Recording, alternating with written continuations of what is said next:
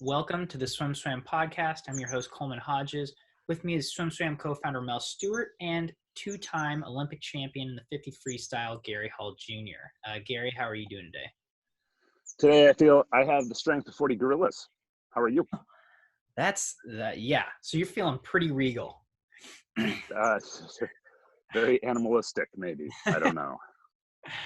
That's awesome. How have you been spending this quarantine time? A lot of couch time. Yeah. like everybody else. Yeah. Growing interesting facial hair. Like everybody. Yeah. Growing hair and sucking air. That's what I'm good at. So we wanted to get your perspective on the Olympic experience today, Gary. Maybe a good place to start with that is the first Olympic trials you ever went to. Sure, that was 1996, and they were in Indiana, and it was a neat experience. It was Tom Jager's last meet, and he was the sprint king, and by that point had become a good friend and a mentor in many ways to me, and to make the finals in the 50 freestyle for his last race, I felt like it was a passing of the torch. And really wanted to kind of pick up where Tom had left off and his efforts to professionalize the sport, fine-tune the training for sprinters, and obviously carry on the legacy of its sprint history. Yeah. Mel, if I'm not mistaken, that was your last meet too. I went the way of Tom Jager. That was my last meet as well. Yeah. But, you know what? When it ends, it's sort of like, wow, this is over. I was thankful for my entire Olympic experience and kind of relieved that it was over. I'm kind of curious as to experiencing that with Tom. Did he have any parting words? He'd been a mentor already. Did he have any parting words at that meet?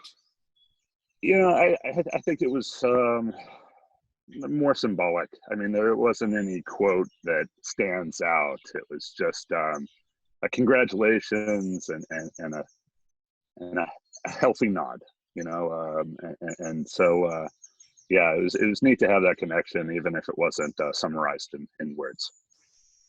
Now, did you swim the 100 and the 50 freestyle there? And how old were you? Kind of where were you at in terms of collegiate swimming, or were you past that by then? I swam 1 year at the University of Texas in Austin under Eddie Reese, and always loved Eddie, but within 3 months knew it wasn't the right program for me. And so had put in my notice that I was going to transfer after that, and went back to Phoenix and was training. I qualified for the World Championships in 1994. That was my first national team and international meet. And I placed second there to Alex Popov, the reigning world record holder and Olympic champion. And so going in 95, I was on the team with Golden Mel. And I remember some of our exchanges and time together on that meet fondly. But I did really well there. I swam. I won the 50 and the 100 freestyle, and won 2 golds and some relays. So I was coming into 96 as a contender, someone to watch, at least. Yeah. And so did you feel like your status in the swimming community was really bolstered after that Olympic trials experience? Yes, I did well at trials. Came in and did what I had to do, and qualified for the 96 Olympics in 4 events, the 50, 100, and 2 relays. And so was excited to go.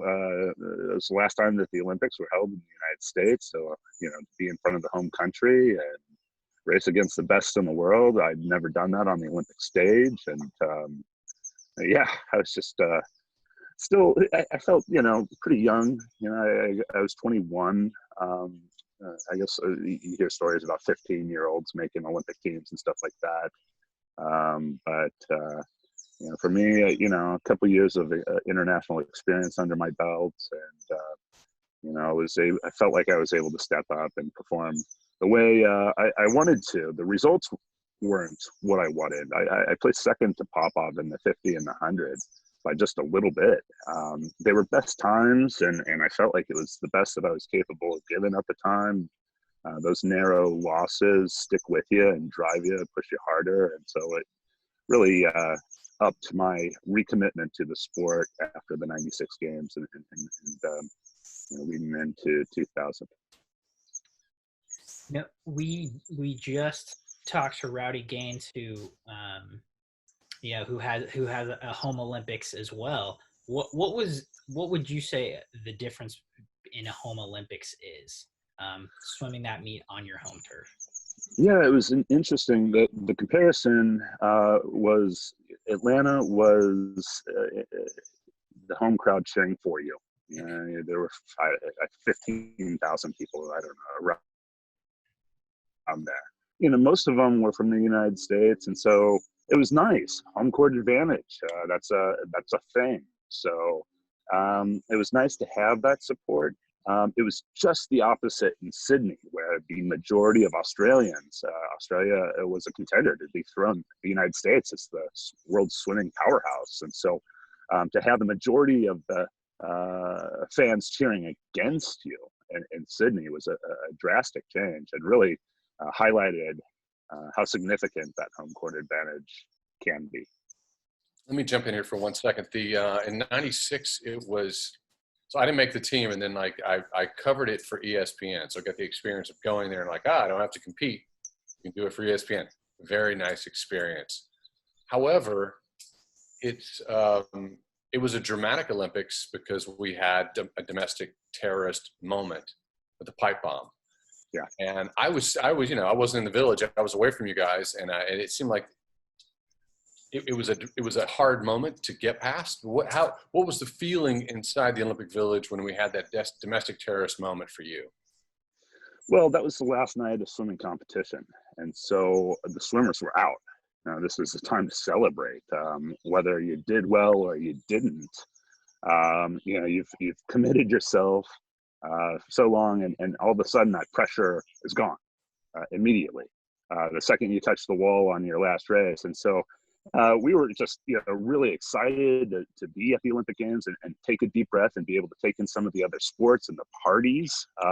So a lot of swimmers were in Centennial Park when the pipe bomb went off. I was one of those people. I was right at the edge of the park getting into a car when I felt and heard the pop noise. And I had no idea what it was. There's so much stuff concerts going on, stuff like that. I thought it may have been fireworks or something like that.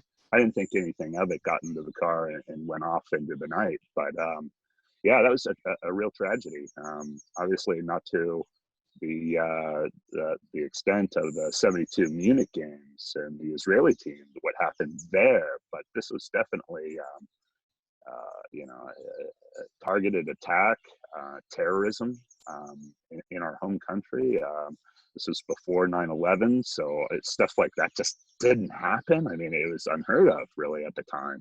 So it was disturbing for a lot of the athletes, and really cast a shadow on the Olympic experience. Did you cut out early because of it? Did it change what you were doing? No. Okay. Yeah. Okay.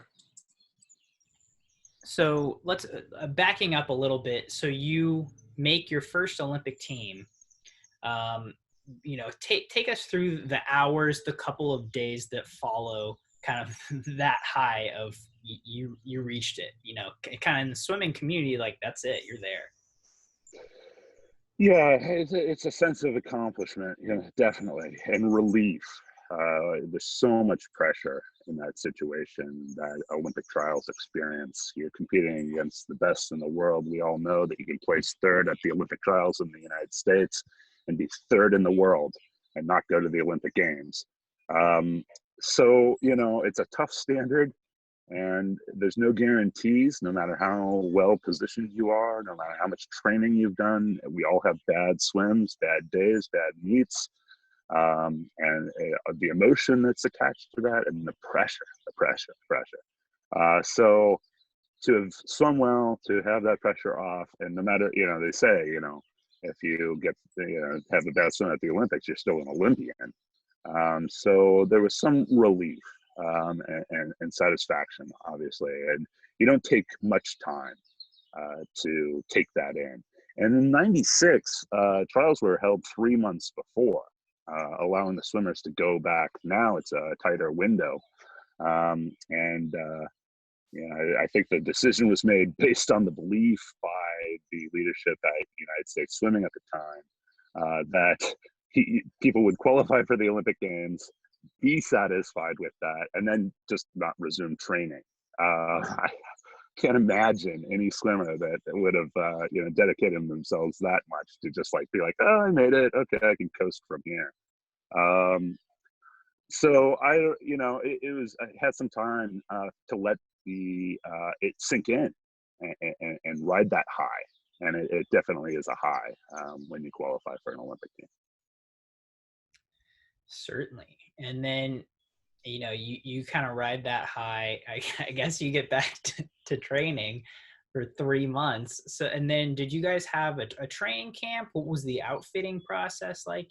Kind of these behind the scenes things that you hear about.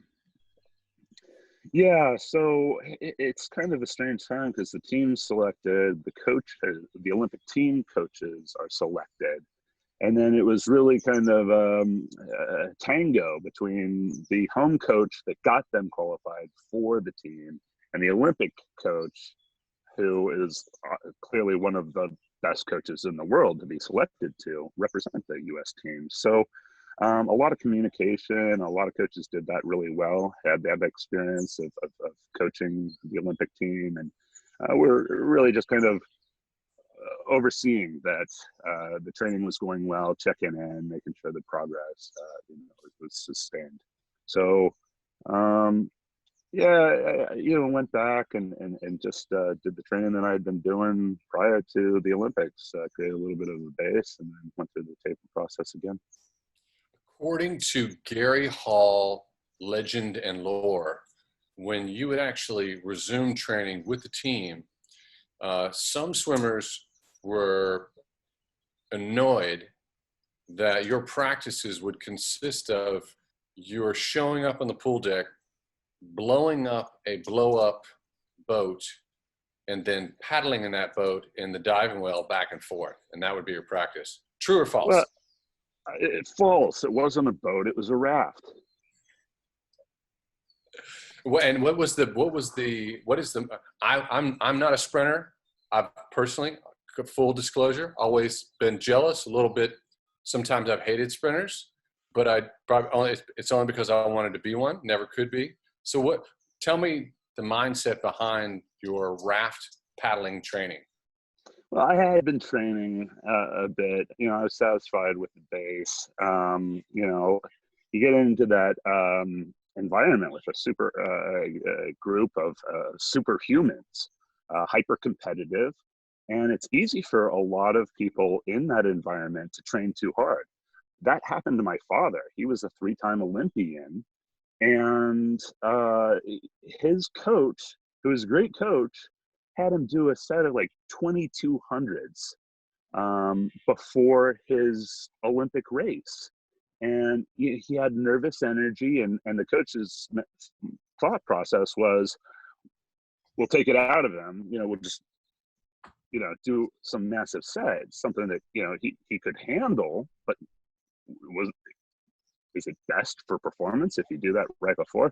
Anyway, I think a lot of people get in there, have the opportunity to be swimming in a lane next to a Michael Phelps or some distance animal that, they really admire and want to, I don't know, show what they're made of. And so a lot of people train too hard. And I was always good about listening to my body. And I've heard that is one story that sticks around. The Stanford training camp, I did blow up this raft, and I was floating in the diving well while everybody else was working out. And that was just one day. And I was actually doing that. There was a purpose. If I extended my arms over the front of the raft, so if here I am, in the raft, and my arms are going over the front of it, and I'm sculling back and forth like that. It was a high elbow exercise that would keep my elbows high, and I'm doing sculling, and so it looked like I was just like taking a nap, taking in some sun. But I was actually doing something there. People thought it was funny that I was doing that, so I just kind of shrugged and laughed with it. But one of the most repeated stories, Gary Hall stories in history, by the way. Method to madness. So how much, when you get, like you said, in a group with that many super talents, superhumans, and like you said, there's the tango between, your home coach and the Olympic coach. How much push and pull is there? But, it's like, if you want to bring a raft to practice and scull, like, can you just do it, or do you have the Olympic coaches saying, okay, this is what you need to do today? Where's the line fall there? At first, early years in my career, there wasn't the trust. The coaches did not trust me. They did not like that kind of stuff. But after like 10 years of being on it took more than 10 years of being on the national team and performing well at every single big meet and every pressure situation coming through in a big way. I finally started winning over a little bit of trust from these guys. Like, oh, maybe he does know what he's doing. Even though it was very different than what they were doing and the methods that they were preaching. So, eventually they came around. And, I remember Dave Marsh being one early on who was like, you know what, Gary, I know a lot of people criticize the way you train, the way you do things.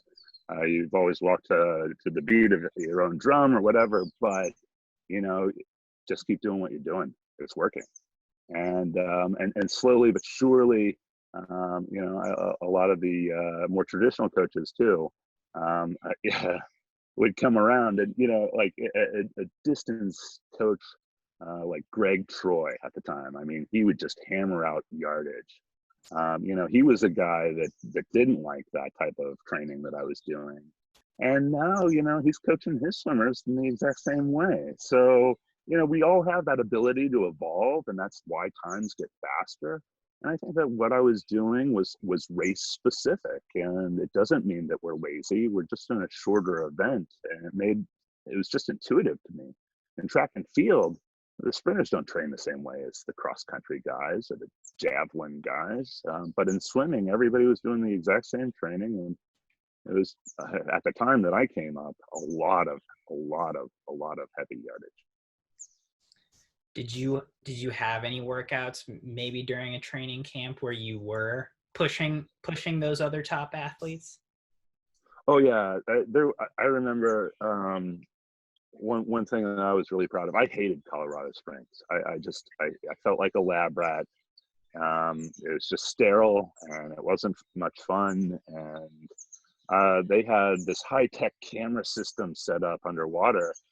Where they were like tracking and being able to film the sprinters. And so they, kept pushing me to do all the testing, and I would always refuse it. And so finally, I'm like, we really want to capture your stroke underwater. Please will you do it off the blocks? I said, okay. I finally relented, and I got up on the blocks and swam a 50, and the camera couldn't keep up with me. They were like, they realized that. They called back from the video room or whatever, and they asked me to do it again. I was somewhat pleased that the camera couldn't keep up with me, but somewhat grumble about having to do it again. So I said, okay, fine, and I did it again, and the camera couldn't keep up with me on that one either. So that was the one time that I really kind of relented. Said, okay, I'll do what you say. But otherwise, it was contentious a lot of times between the coaches on a national team environment that were like, you have to do things a certain way and you have to walk in a single file line. I didn't respond well to that. And the coaches that realized that it's a personality thing and that I don't mean any harm by it. I'm just being true to what I have committed myself to. It wasn't like I don't care about the sport or about swimming fast. I just had a different methodology. And A lot of coaches really struggled with that. I had a coach in a World Cup in Europe, an Australian coach approached me after my swim. I was buried. I was doing like incredible yardage at the time. I was just swimming a foot under the surface of the water. It was so broken down mid-season. And I'm training for the meet at the end of the season. I was always a slow in-season swimmer, but this coach, for whatever reason, felt compelled to approach me, jabbed his finger in my chest repeatedly as he just belched insults at me, with spittle flying. Thank God I had my goggles on. I would have been blinded by that guy. But he's just screaming at the top of his lungs. I have never met this person in my entire life. So, that's a personality difference between somebody who has to control everything, even people that they don't train or know, and myself, who, was trying to be true to what was right for me and figure out the best path. Interesting. Just out of curiosity, what was a mid-season? Were you somebody who would never do more than 4,000 a session working out?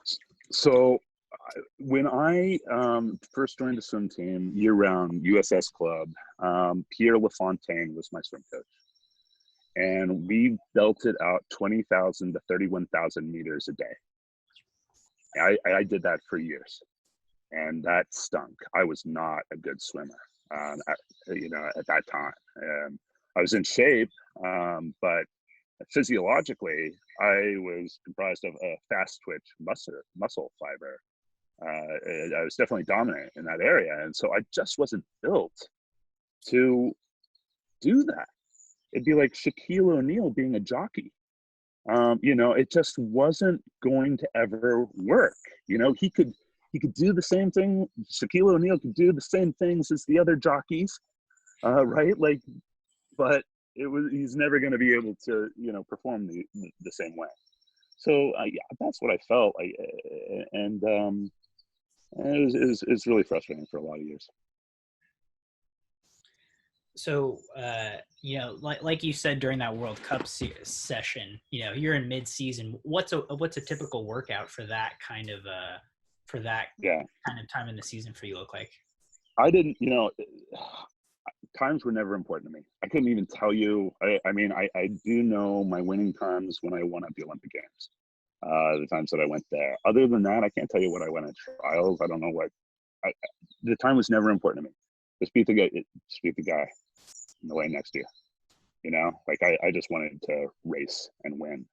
So, even if it was not a best time, I couldn't care less on that kind of stuff. So my training changed, it evolved, and after I started getting some freedom, and it wasn't until I really met up with Mike Bottom and that I was able to have that freedom to explore this training methodology that I believed in, and have somebody who was really intelligent, really experienced. Mike had qualified for the 1980 Olympics, so he was a great swimmer himself, and could relate. So we worked on it together, and then it became more race specific, the training.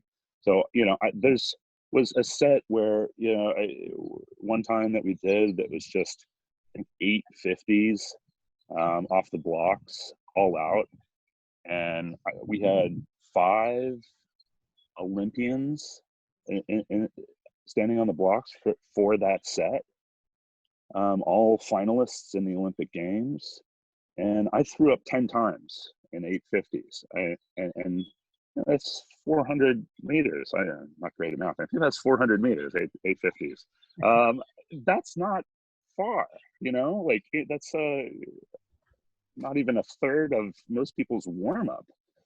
But, we'd warm up, and then just the intensity was so tremendous. And we were able to just push the limits of lactic acid threshold and create ways to do that through oxygen deprivation, hypoxic work, and some other means added to that. But we were, incorporating dry land and swim sets. I was very fortunate to be at the Phoenix Swim Club. We had a 400-meter grass track that ran alongside with no fence, the pool. So we were doing wind sprints and then go run and dive into the water and swim 25, no breath, and then And that's when we started getting like the burn, the same pain that you feel at the end of the last 15 meters of 100. I could do 20,000 meters, 31,000 meters over Christmas training camps. And that was painful, but it wasn't the same pain that I was feeling in the races. And so I didn't feel like that was preparing me at all for what I was out to do. And so, the training, the yardage came down, focused on the quality, not the quantity. And that's when I really started seeing improvement. I was really struggling with the sport. And probably I definitely would not have remained in the sport if I hadn't come across Mike Bottom in 1995. Makes me wonder how many great sprinters we've lost because of the culture. They've gone to other sports, and we know that's happened. We've seen it. We've witnessed it. Nobody tracks that data. And I'm on the National Youth Sport Health and Safety Institute, which is American College of Sports Medicine partnership, the largest holder of data stuff in sports, youth sports, and nobody's tracked the dropout rate, and I remember very specifically Pierre, who was a great guy. I mean, I really liked Pierre, but I remember him saying, like, if you can survive this, you'll be a great swimmer. And a lot of people didn't survive it. Like if it wasn't a burnout rate, it was overuse, overload injuries and rotator cuffs. I remember a girl, 16-year-old girls, breaststrokers, are completely blown out their knees because if you do 20,000 to 31,000 meters of breaststroke when you're 14 years old, as you're developing, you're going to have those injuries. And so it was just a survival. And we lost the best athletes. We lost the best swimmers through that era, because it's competitive. Other sports want you to participate in, and so, a lot of people tried something else and said, this is a lot more fun, and left. It makes me think about Rowdy Gaines and Matt Biondi, because like Matt Biondi didn't develop until later. He was underdeveloped. He was still 6 feet tall, like his freshman year in college, going to junior nationals. And Rowdy started, we just talked to him, he started, it wasn't year round until his junior year. So they missed that period where you did 20,000 yards a day, which was a part of that culture. Yeah. Late bloomer, it's kind of forces you to, I can appreciate Matt's late development. I grew 3 inches after I got to college. I was shaving once every other week at my freshman year, and so I was just a late developer, and unfortunately, I didn't have any problems with those overuse, overload injuries. So after the 96 Olympics, I guess, heading into the 2000 and the 04 Olympics, with that, your training continuing to evolve and develop, how do you feel like that prepared you for those high pressure situations like 2000 and 2004? Well, I took some time off after the 96 Olympics. I think it was about 2 weeks after the games concluded that I got on a plane and flew to Sydney to take a look at the pool. So I had intentions to be there. That was the plan. And but I also, I was young and had other outside interests. I always maintained a life outside of swimming. And so I took close to a year off after the 96 Olympics from heavy training. I was still active and playing around other sports, getting in every once in a while, but not under any coaching. And so it was always a quadrennial plan for me. There was only one meet after the 96 Olympics. There was only one meet for me, and the only one that I cared about. And so everything else was training and preparation for it. And then, after taking a year off after each Olympic Games, I ended up doing that after the following 2 games that I qualified for as well. I'd get back in and be refreshed and have a renewed sense of dedication and drive, prolonging my career to the age of 34 in the sport. I mean, I probably would have burned out if I didn't take those extended breaks throughout. And so, you know, once I did get back into training, it was with a renewed commitment, and just doubled down on the intensity and the focus and the thought. You know, there was really a lot of thought, and stroke has changed drastically. Like if you watch those 96 Olympics, you know, the way people are swimming freestyle in those games is so different than what they're doing now.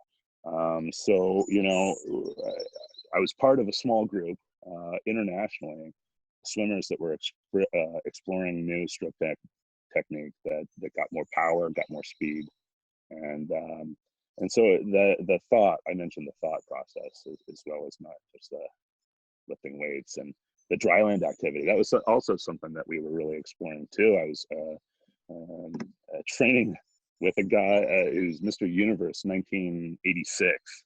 And he's just like, and I trained with him for like a month and a half in the weight room. I was like, it's not related at all to anything like the muscle groups that I'm using and swimming and stuff like that. But then I found this guy who was really into the mixed martial arts and boxing. You know, he would referee the amateur boxing fights that I'd go to when I was like in high school.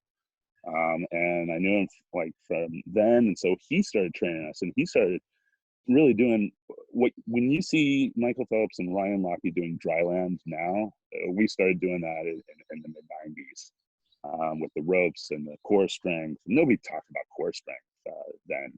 So the work that we were doing as much work out of the pool as we were doing in the pool, but all part of this ultimate goal of getting back to the Olympics in 2000 and turning those silver medals that I had won into gold, and specifically beating the guy, Alex Popov. So when you would come out, you know, at an Olympics or at a trials, you know, you were known for having the boxing robe, shadowboxing. Now, was there a methodology to that? There was benefit to it. It wasn't really like it was something I was good at horsing around a swimming pool. From the time I was a little kid, that was my true gift. That was my talent. You know, I was, you know, and throughout my swimming career, you know, I was doing cannonballs. I was, you know, doing sharks and minnows. Those were my favorite days. You know, the things where we could just like play in the water, and so I enjoyed doing that. But I forgot what the question was. Where are we going with this? Was there a physiological benefit to that shadow boxing besides the previous answer? So yeah, even in high school, that playing around stuff, I was doing silly stuff before my races in high school, and as a youngster, and it was really funny to me, you know, kissing my biceps behind the blocks in high school because I was such a skinny kid. I was a beanpole, and so you know, it was just funny. And then, but also, I did work with a sports psychologist. And had a great opportunity to meet with some of the best. Obviously, they were interested in working with elite level athletes. So came across some really interesting people that they you know, kind of. And I hated the spotlight, which is contrary to everything you ever heard about me during the NBC broadcasting of the Olympic Games. I hated the spotlight. I hated the meet environment. I hated the attention. Really struggled with it. Didn't want anything to do with it. It was a necessary baggage that came with my commitment to the sport, my interest in fast swimming, and I needed to address that. And so this horsing around thing developed into a persona, a character that I could kind of play, you know, to deal with the media, to deal with these outside pressure situations. And you know, the having fun with it was still a major element. The people that were in on the joke were getting a giggle behind their TV sets back home, you know, and a lot of people didn't understand it at all. They saw me in, you know, boxing robes and flexing behind the blocks, and we're like, oh, what an asshole, you know. And so it was a really split. Either you loved me or you hated me, and a lot of people hated me because of that kind of stuff. But that brief little razzle dazzle behind the blocks did help alleviate the pressure, the situation, right? Like have some fun. You know, I'll bet on the swimmer that smiles before their race. You know, if I see somebody that can throw a grin before they get up on the starting blocks, I like their chances. So it was a little bit of that too. So there were benefits that maybe weren't, you know, part of the plan, but that I definitely realized. And then certainly it wasn't until much later in my career that stuff I realized that stuff was getting into the heads of other swimmers too. And so that is an advantage, but it wasn't an intended advantage. I was just still out there forcing around. Well, I think we're just about out of time. Thank you so much, Gary. This has been some awesome insight. Yeah. Thanks so much for having me on. Stay safe, everybody. I'm in my quarantine pool here. So swim fast and have fun.